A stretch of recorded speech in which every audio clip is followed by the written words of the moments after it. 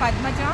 I have done my PhD in chemistry from Osmania University, and my award was in 2013.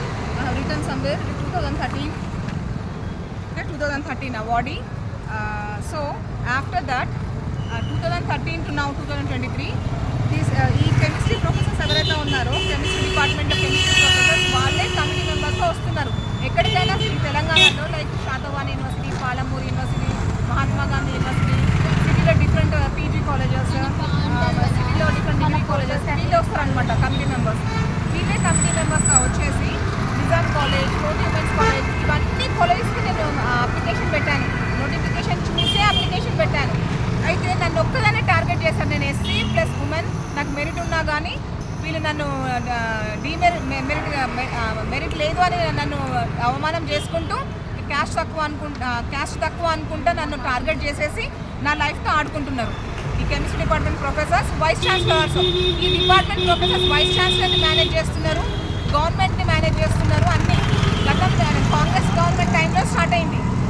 Okay, అప్పుడే start అయింది. అయితే నేను బయట కంట్రీకి వెళ్ళిపోతాను, నా జోలికి రాకండి, నన్ను ఇబ్బంది పెట్టకండి, నాకు మా డాడీ లేరు, నా 20+ ఏజ్లోనే నా డాడీ చనిపోయింది కదా, మీరు నాకు ఫెలోషిప్ ఇవ్వలేదు, నాకు ఒక జాబ్ ప్రొవైడ్ చేయలేదు, అయినా కానీ కష్టపడి జాబ్ చేసి ఆ డబ్బులతోనే నేను కష్టపడి వీళ్ళకి లంచాలు ఇచ్చి పిహెచ్డి అవార్డు తెచ్చుకుంటే 10 days అవార్డు వచ్చిన 10 daysకి జైలుకి పంపించేసి గవర్నమెంట్ జాబ్ చేయడానికి కన్విక్షన్ వేయించి ఎక్కడ జాబ్ రాకుండా చేశారు.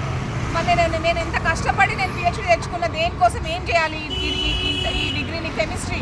I have done my PhD in chemistry. ఇంత కష్టపడి నా లైఫ్ అంతా ఎడ్యుకేషన్లోనే పోయింది. మరి నాకు జస్టిస్ కావాలి, నాకు కంపల్సరీ జస్టిస్ కావాలి. నాకు వీళ్ళు అన్యాయం చేసి నేను ఏం చేయలేను, వీళ్ళు నేను సస్పెండ్ చేయలేను, ఎందుకంటే అందరినీ మేనేజ్ చేస్తున్నారు.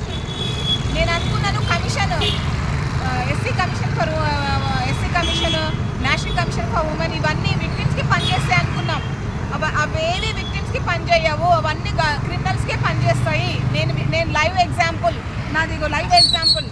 నా లైఫ్ స్పాయిల్ చేసేసిన వీళ్ళందరూ కలిసి. నాకు జస్టిస్ కావాలి, నాకు అవమానం ఇక్కడ చేశారు కాబట్టి నాకు జాబ్ ఇక్కడే కావాలి.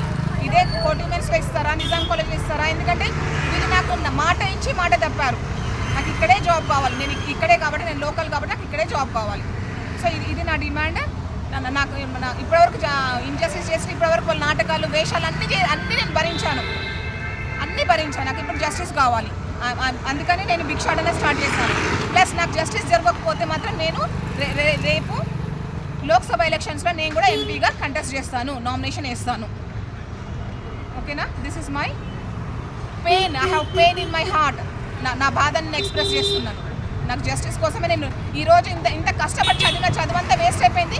రోడ్డు మీద ఇలా కెమిస్ట్రీ డిపార్ట్మెంట్ ప్రొఫెసర్స్ వల్ల రోడ్డు మీద ఇలా వాళ్ళు నన్ను గతంలో లైంగికంగా వేధించారు, అదే కంటిన్యూ చేస్తున్నారు. వాళ్ళు కండిషన్స్ పెట్టారు,